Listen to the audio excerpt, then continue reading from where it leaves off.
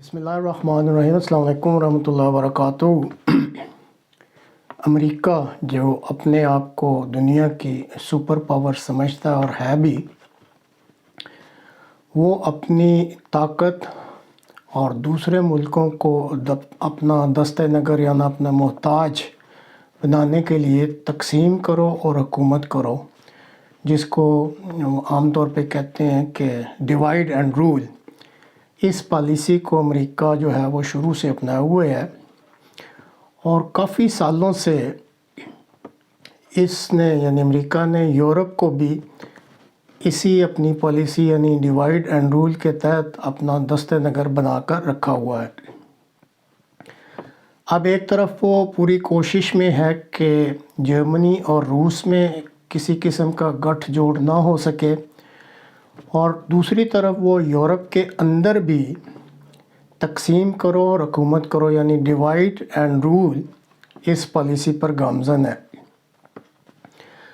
اب وہ اپنی ایک پالیسی ہے جس کو 3 C's پالیسی کہتے ہیں، اس کی بنا پر سینٹر اور مشرقی یورپ، جو سینٹرل اور مشرقی یورپ کے ممالک کو ایک بلاک کی صورت میں جو باقی یورپین یونین ہے اس سے علیحدہ کرنے کے لیے کوشش کر رہا ہے اور ایک بلاک علیحدہ سے بنانے کی مساعی کر رہا ہے، اور اپنی اس مساعی میں وہ پولینڈ کو جرمنی کے مقابلہ پر بلاک لیڈر بنانے کی کوشش کر رہا ہے۔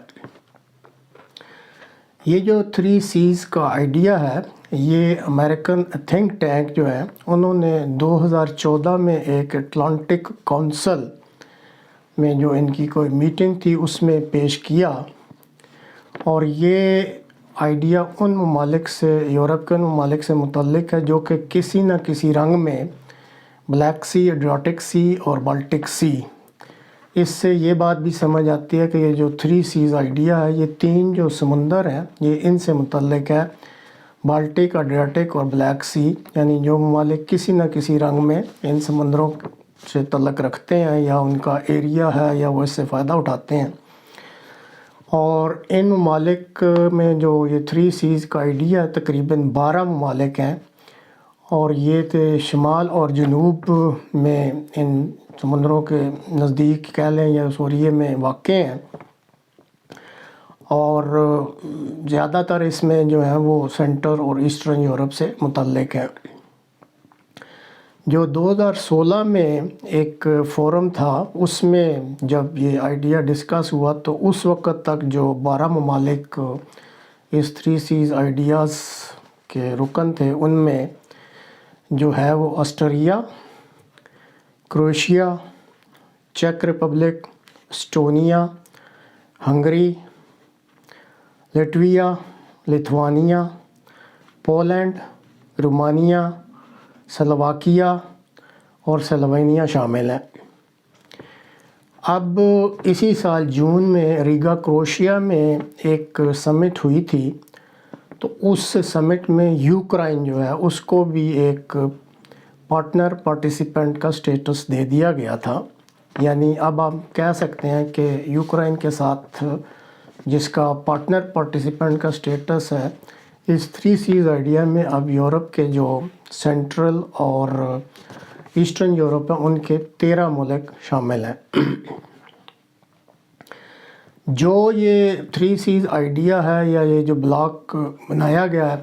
اس کا جو مین مقصد ہے وہ یہ ہے کہ پولینڈ کو جرمنی کے مقابلہ پر لیڈر کے طور پہ آگے لایا جائے،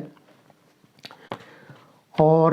جو پولینڈ کو آگے لانے کا مین ریزن بتایا جا رہا ہے وہ یہ ہے کہ یہ جو یوکرائن کی جنگ ہو رہی ہے، اس میں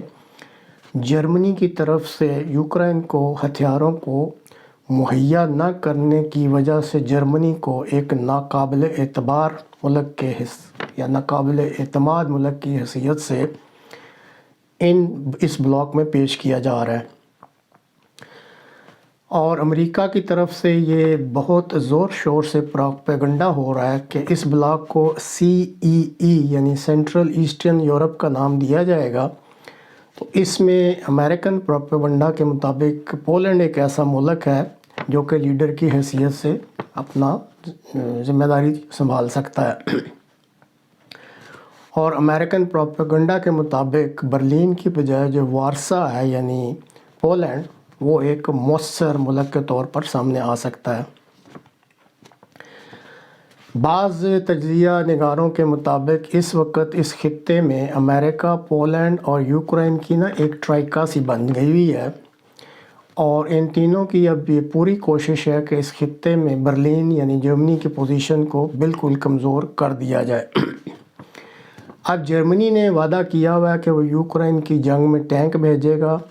اور اسی طرح ایک توپ ہے ہوٹزر کہتے ہیں 155 mm، تو اس کا وعدہ کیا ہوا ہے، لیکن ساتھ ہی کہہ دیا کہ میں 30 مہینے سے قبل یہ ہتھیار مہیا نہیں کر سکتا۔ ایک تو یہ پوائنٹ ان ٹرائکا نے، اس تین ملکوں نے لیا ہوا ہے کہ اس کو ناقابل اعتبار ثابت کرنے کے لیے، اور دوسرا فرض کریں کہ اگر جرمنی اپنے وعدے کے مطابق ابھی ٹینک بھیج بھی دیتا ہے تو پھر یہ بہانہ بنائیں گے کہ دیکھیں جی جب ضرورت تھی تب تو بھیجے نہیں، دیر سے بھیجیں، اس لیے بھی جرمنی جو ہے وہ ناقابل اعتماد یا ناقابل اعتبار ملک ہے۔ اب ایک سائڈ پہ تو یہ پروپیگنڈا، اور دوسری سائڈ پہ وہ یہ پروپیگنڈا، یہ ٹرائکا جو ہے امریکہ، پولینڈ اور یوکرین، یہ جو جرمنی کی طرف سے وعدے ہیں ان کو بڑھ چڑھ کے رشین زبان میں رشین میڈیا کے سامنے پیش کر رہے ہیں کہ دیکھیں جی ہمیں تو اس جنگ میں جرمنی نے بھی بہت وعدے وعید کیے ہوئے ہیں اور ہمیں یہ ہتھیار ملیں گے۔ اس نقطہ نظر سے وہ اس کوشش میں ہے کہ روس اور جرمنی کے درمیان جو ہے وہ جو خلیج ہے یا جو ڈفرنس ہے اس کو بھی وسیع کر دیا جائے۔ اب اس میں جرمنی حکومت کی بھی کچھ غلطی ہے کہ وہ جو بھی مدد کرنا چاہتے ہیں اس میں چونکہ ان کی کوئی واضح پالیسی نہیں ہے اور ریلیکٹنٹ ہی ہمیشہ شو کرتے ہیں، اس وجہ سے بھی اس ٹرائکا کے جو پروپیگنڈے کو ہے وہ کافی تقویت مل رہی ہے۔ اب مختصراً یہی کہا جا سکتا ہے کہ اس ساری کاوش کا جو امریکہ کر رہا ہے وہ یہی ہے کہ ایک تو روس اور جرمنی میں اختلافات رہیں اور یہ کبھی نزدیک نہ آ سکیں، اور دوسرے پولینڈ کو جرمنی کے مقابلہ میں کم از کم اس CE block, central eastern Europe block کا لیڈر بنایا جائے اور سامنے لایا جائے۔ تو اس طریقے سے وہ پھر اپنی پالیسی جو ہے ڈیوائیڈ اینڈ رول اس میں کامیابی سے کام کر سکتے ہیں، اور جو ایک متحدہ یورپ یعنی EU جو اس کے اسٹریٹجک انٹرسٹ میں رکھنا ڈال سکتا ہے، اگر وہ اس میں کامیاب ہو جاتا ہے تو پھر اس کے انٹرسٹ جو ہیں وہ اس میں رکھنا نہیں آئے گا، اور وہ ڈیوائیڈ اینڈ رول کی پالیسی کامیابی سے اس خطے میں چلاتا رہے گا۔